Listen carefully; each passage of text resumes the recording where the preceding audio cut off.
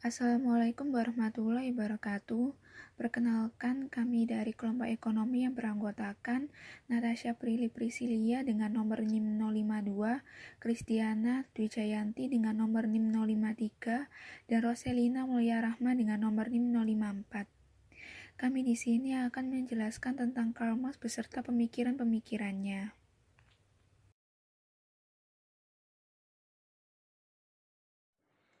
Karl Marx lahir di Treven, Jerman pada tanggal 5 Mei 1818. Ia menerima pendidikan filsafat di Universitas Bonn Berlin Jena dengan mendapatkan gelar doktor di Jena pada tahun 1841. Ia menikah dengan Jenny von Westphalen, putri seorang pejabat tinggi pemerintah pada tahun 1843. Ia meninggal pada tahun 1883 di London.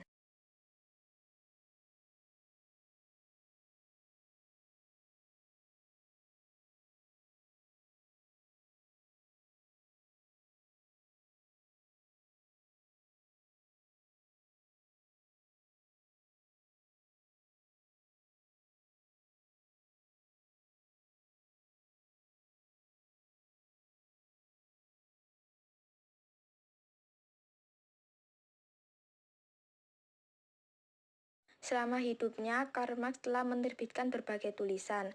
Dalam tulisannya yang berjudul Ekonomi and Philosophic Manuscript membahas tentang sistem ekonomi yang memperkaya pemilik modal dan memiskinkan para pekerja di waktu yang sama, dikenal dengan nama kapitalisme.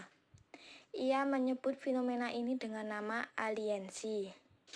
Dalam tulisannya yang berjudul The German Ideology, menurutnya fenomena sosial harus dilihat secara empiris sesuai dengan fakta material yang ada di lapangan.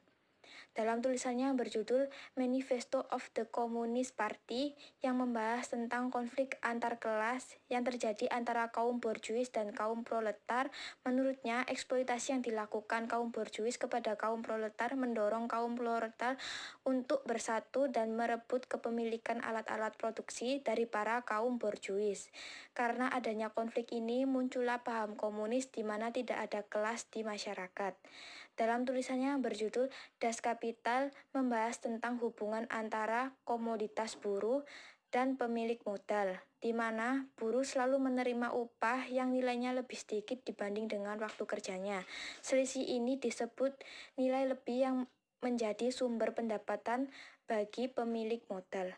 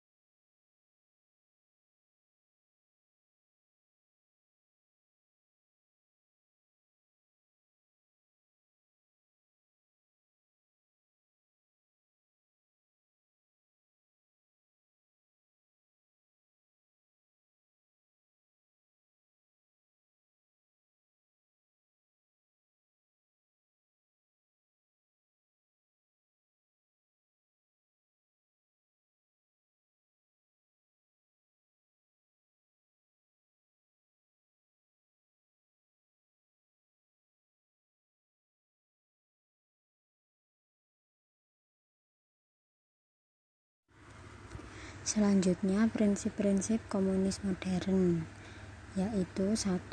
Penghapusan kekayaan tanah dan penerapan sewa tanah bagi tujuan-tujuan publik dan pengenaan pajak pendapat atau tax income yang bertingkat.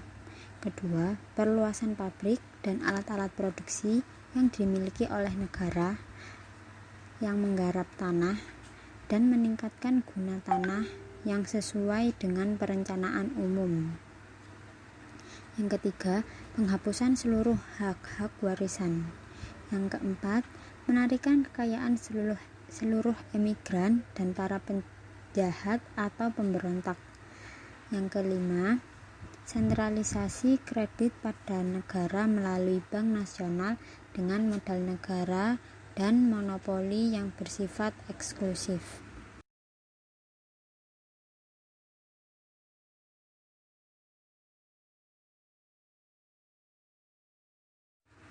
Selanjutnya, Karl Marx dan kapitalisme. Analisis Karl Marx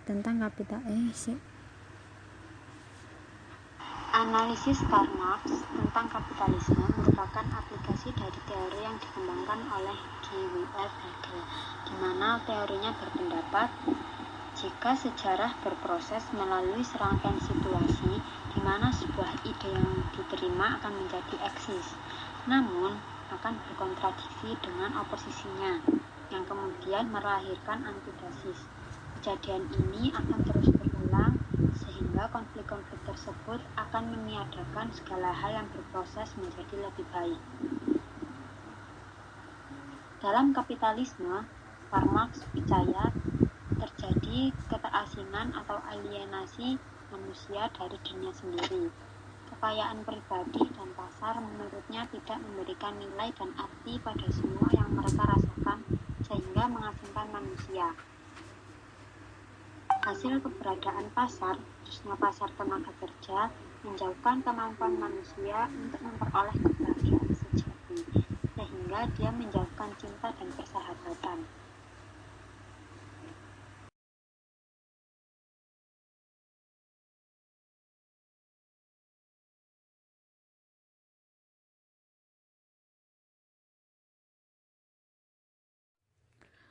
Kemudian saya akan menjelaskan tentang teori historis Karl Marx. Hasil dari teori historis Karl Marx pada masyarakat. Yang pertama, masyarakat feudalisme, di mana faktor-faktor produksi berupa tanah pertanian dikuasai oleh tuan-tuan tanah. Yang kedua, kapitalisme akan hancur dan digantikan dengan masyarakat sosialisme. Maksud di sini adalah pada masa kapitalisme, hubungan antara kekuatan dan relasi produksi akan berlangsung. Namun karena terjadi peningkatan output dan kegiatan ekonomi, sebagaimana feudalisme juga mengandung benih kehancurannya, maka kapitalisme pun akan hancur dan digantikan dengan masyarakat sosialisme. Yang keempat, masa sosialisme masih mengandung sisa-sisa kapitalisme. Maksud di sini adalah relasi produksi yang masih mengikuti kapitalisme, jadinya masih mengandung unsur-unsur kapitalisme. Selanjutnya nomor 4, pada masa komunisme, manusia itu tidak didorong untuk bekerja dengan intensif uang atau materi. Teori historis dari Karl Marx mencoba menerapkannya ke dalam masyarakat dengan meneliti antara kekuatan dan relasi produksi, di mana nantinya akan terjadi sebuah kontradiksi yang berakibat perubahan kekuatan produksi dari penggilingan tangan pada sistem feudal menjadi penggilingan uap pada sistem kapitalisme. Menurutnya, satu-satunya biaya sosial untuk memproduksi barang adalah buruh.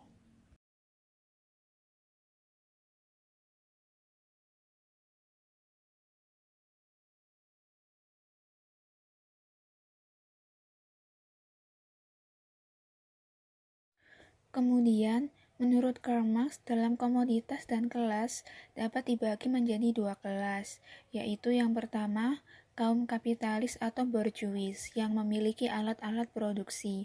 Yang kedua, kaum buruh atau proletar yang tidak memiliki alat-alat produksi, ruang kerja maupun bahan-bahan produksi.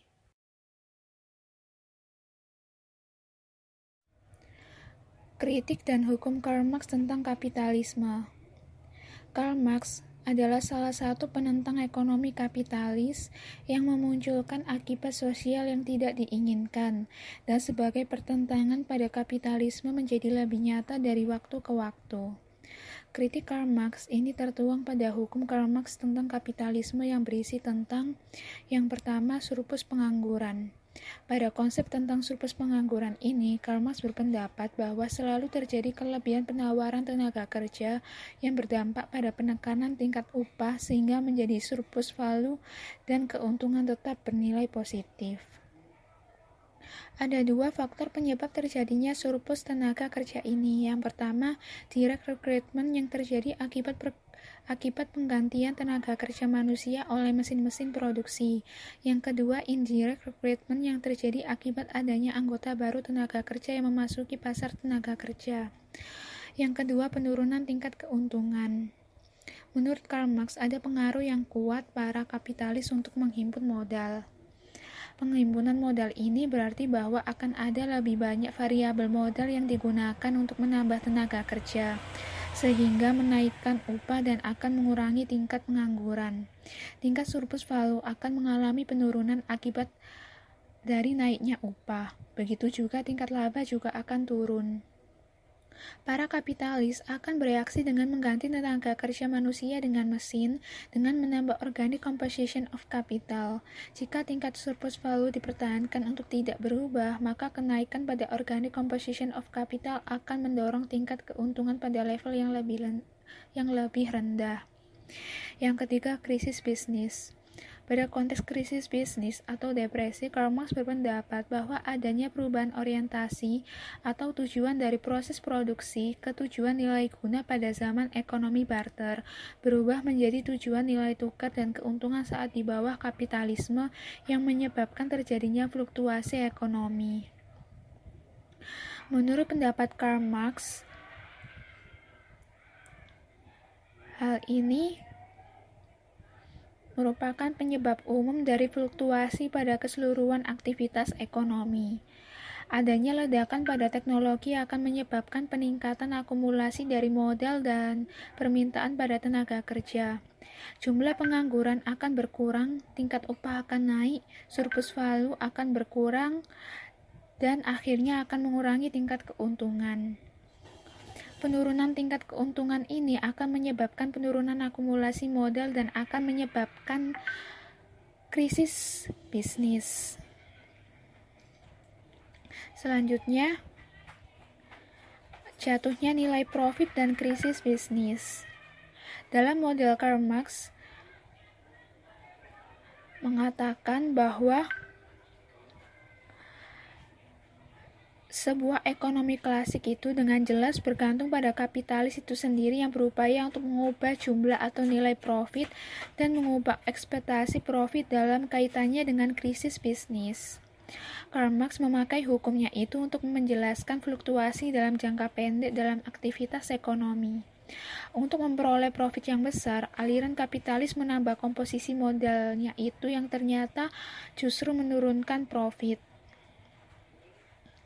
Selanjutnya, konsentrasi modal.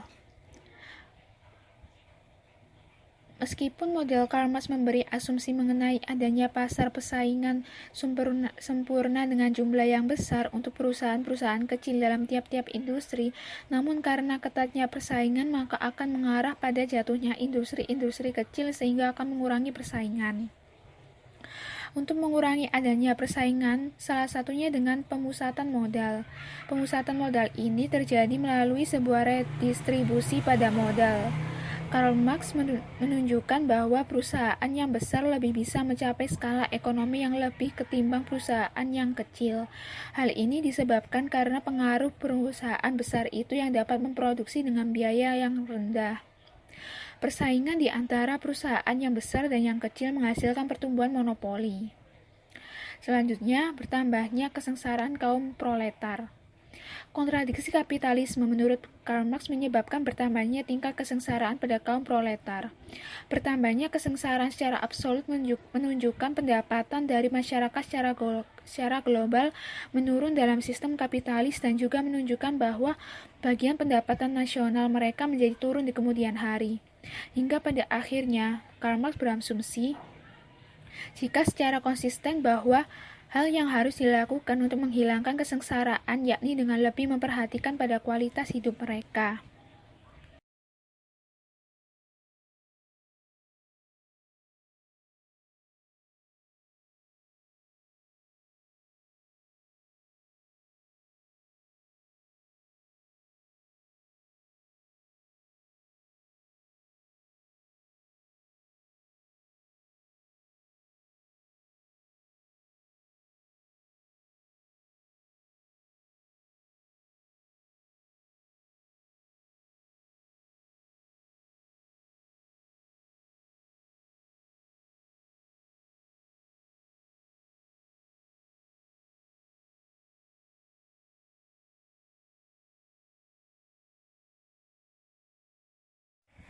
Sekian penjelasan yang dapat kami sampaikan tentang Karl Marx dan pemikiran-pemikirannya.